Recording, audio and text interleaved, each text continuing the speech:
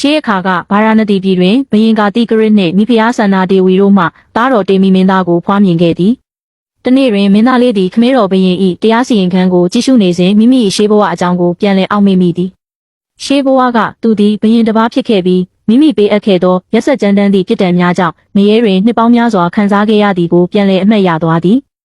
ဘုရင်ဖြစ်ခြင်းသည်မကောင်းမှုကုသိုလ်တို့ကိုကျူးလွန်မိစေသည်ဟုသဘောပေါက်သွားသောအခါနန်းတက်ရမည့်ဘေးမှရှောင်ရှားရန်အတွက်စကားမပြောနိုင်သူကိုလည်းမလှုပ်ရှားနိုင်သူအဖြစ်ဟန်ဆောင်နေထိုင်ရန်ဆုံးဖြတ်လိုက်သည်မင်းသားအားစမ်းသက်ရန်နှင့်ပညာသင်ကြားပေးရန်ဤမျိုးစုံဖြင့်စ조사ခဲ့တော်လဲတေမီမင်းသားသည်မိတို့မျှတုံ့ပြန်ခြင်းမရှိခဲ့ပေ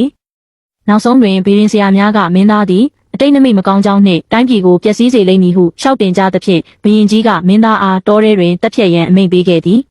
တပ်ဖြတ်သူဖြစ်သောစိတ်တရသာသည်မင်းသားအားတောထဲတွင်အရှင်လက်လက်မြေမြုပ်ရန်ပြင်ဆင်နေစဉ်မင်းသားသည်နောက်ဆုံးတွင်စကားပြောဆိုလာခဲ့သည်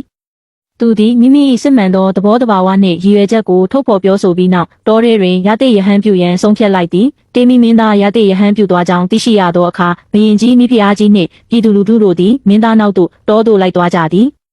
မင်းသား၏ဉာဏ်ပညာနှင့်တရားဒေသနာတို့ကိုကြားနာရသောအခါသူတို့အားလုံးသည်လည်းလောကီစည်းစိမ်နှင့်ယာတုကုံရှိန်တို့ကိုစွန့်လွတ်ကာမင်းသား၏ယဟန်ပြုသည့်လမ်းစဉ်အတိုင်းလိုက်ပါကျင့်ကြံအားထုတ်သွားကြလေသည်